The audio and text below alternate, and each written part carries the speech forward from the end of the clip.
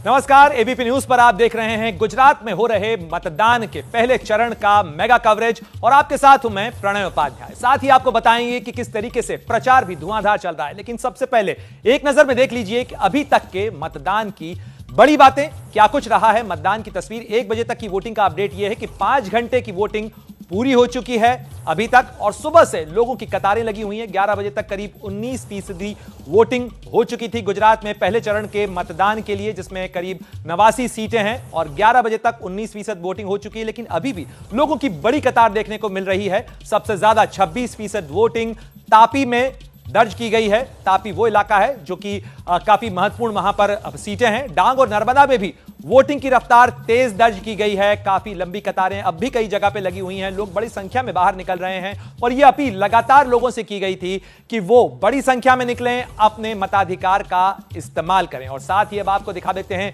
कई महत्वपूर्ण और बड़ी तस्वीरें जो इस चुनाव की तस्वीर आपको दिखाएंगी, इसकी रंगत दिखाएंगी, इसका अंदाज आपको दिखाएंगी। वोटिंग को लेकर किस तरीके से उत्साह है, जिसमें जो सीनियर सिटीजन जो हैं, जो बुजुर्ग हैं, वो भी बड़ी संख्या में वोटिंग के लिए निकल रहे हैं। साथ ही महिलाओं की भी लंबी और बड़ी कतारें देखने को मिल रही हैं। युवाओं में भी खासा जोश है। प्रधानमंत्री मोदी ने भी आज खास तौर पर उन लोगों से आग्रह किया जो पहली बार अपने मताधिकार का इस्तेमाल कर रहे हैं। यानी युवाओं के हाथ में महत्वपूर्ण चाबी इस चुनाव की भी हो सकती है। बड़ी संख्या के अंदर युवाओं की भी संख्या देखने को मिल रही है जो वोटिंग की कतारों में लगी हुई है। पोलिंग बूथ पे लोग पहुंचे हैं और ये जनतंत्र का, लोकतंत्र का बड़ा उत्सव होता है जिस दिन आप अपने मताधिकार का इस्तेमाल करते हैं। तो एबीपी न्यूज भी आपसे यह अपील करता है कि आप आएं, अपने मताधिकार का इस्तेमाल करें।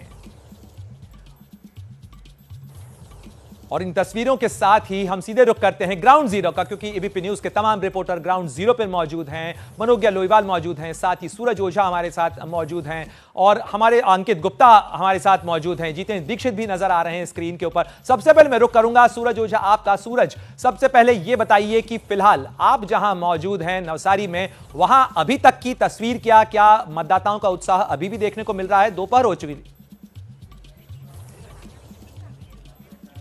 जी बिल्कुल, देखिए अभी भी खूब उत्साह देखने मिल रहा है। जैसे जैसे दोपहर हो रही है महिलाओं की संख्या बढ़ती जा रही है। ये देखिए, मैं नवसारी के अंचेली गांव में हूँ। ये काफी अंदर का इलाका है। यहाँ सिर्फ दूर दूर तक गांव है। कनेक्टिविटी के नाम पर सिर्फ एक रेलवे स्टेशन है, अंचेली गांव। आप देखिए यहाँ पर महिलाओं की भीड़ और उनका उत्साह देखकर आप अंदाजा लगा सकते हैं कि यहाँ पर लोग अपने मताधिकार को कितना इंपॉर्टेंस देते हैं। देखिए, अगर मैं एक बात बता दूं, इस गांव की एक खासियत ये थी कि अगर 6 दिन पहले इस गांव में ट्रेन शुरू नहीं होती तो शायद यहाँ पर एक भी वोटर दिखाई नहीं देता। यहाँ के गांव के लोगों ने एक यूनिक प्रोटेस्ट किया था कुछ समय पहले कि नो ट्रेन नो वोट। यहाँ पर ट्रेन नहीं रुकती थी, जिसके बाद बहुत बड़ा प्रोटेस्ट हुआ था। लोगों ने अपने घर की दरवाजों पर बड़े बड़े स्टिकर लगाए थे कि हम वोट नहीं करेंगे, लेकिन इनकी मांग पूरी हुई। और देखिए, इनकी मांग पूरे होते ही इन्होंने ये कहा कि हम अब वोट करेंगे। और देखिए कितनी ज्यादा संख्या में लोग आ रहे हैं और ये भीड़ कम होने का नाम नहीं ले रही है। इस गांव के कुछ लोग हैं, हम उनसे भी बात करेंगे, समझने की कोशिश करेंगे इस पूरे गांव के लोग क्या चाहते हैं भविष्य में और किन किन ग्राउंड्स पर ये मतदान कर रहे हैं। आपके मतदान करने का कारण क्या है? आप लोगों की क्या उम्मीदें हैं सरकार से? हमारी ट्रेन जो नहीं चल रही थी उसके लिए हमने प्रोटेस्ट किया था, नो ट्रेन नो वोट्स। 6 दिन पहले उन्होंने बता दिया कि आपकी ट्रेन चलेगी, लिखावट में भी दे दिया और आज हम पूरी उत्साह के साथ वोटिंग कर रहे हैं। जितनी हमारा हक था उतना हमारा फर्ज भी है कि वोट करो, तो हम वोट कर रहे हैं। बिल्कुल सूरज, तो जनता का ये जो दबाव है ये कारगर कहीं ना कहीं साबित हुआ है नवसारी के अंदर। हम रुख करेंगे जितेंद्र दीक्षित राजकोट से हमारे साथ जुड़े हुए हैं। जितेंद्र, राजकोट में क्या कुछ तस्वीर है इस जनतंत्र के उत्सव की?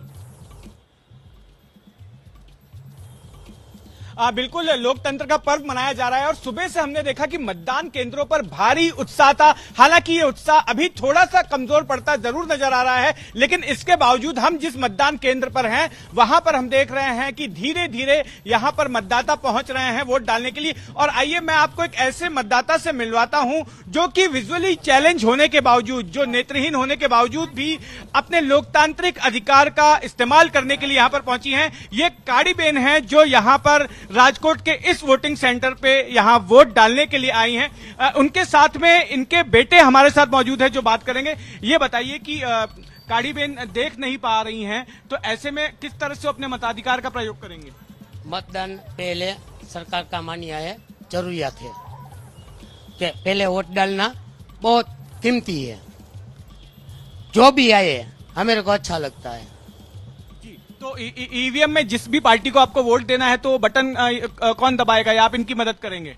नहीं, मेरी घर वाली मदद करेगी, क्योंकि वो लेडीज के साथ लेडीज ही जा सकता है ना, जेंट्स नहीं जा सकता। ये बताइए कि किन मुद्दों को लेकर जो है आप वोट करने जा रहे हैं, क्या दिमाग में नहीं, वो नहीं बताएगा तो किसको वोट डालने का है। नहीं, किसको वोट डालना ये मैं आपसे नहीं पूछ रहा हूँ, ये पूछूंगा भी नहीं, लेकिन आप क्या सोच के वोट देंगे? जिस भी पार्टी को आप वोट डालेंगे तो आपके दिमाग में क्या होगा, कौन कि इस पार्टी को वोट इसलिए देना चाहिए?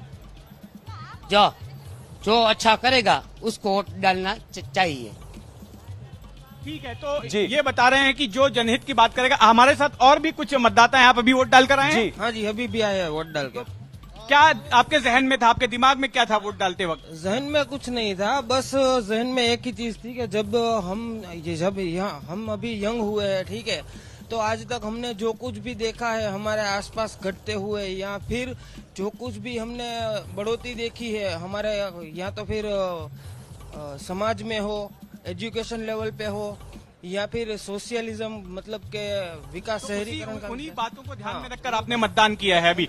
बिल्कुल, तो देखिए मैं राजकोट में हूँ। राजकोट जिले में कुल 8 सीटें हैं। 8 सीटों में से 7 सीटों पर बीजेपी का कब्जा है और इस बार कोशिश बीजेपी की यह है कि सभी सीटों पर जो है उसी का कब्जा हो, लेकिन यहाँ पर कई सीटों पर त्रिकोणीय मुकाबला भी देखने मिल रहा है, क्योंकि आम आदमी पार्टी भी मैदान में है। बिल्कुल, नए खिलाड़ियों के कारण समीकरण बदल भी सकते हैं। निश्चित रूप से राजकोट में आप नजर बनाए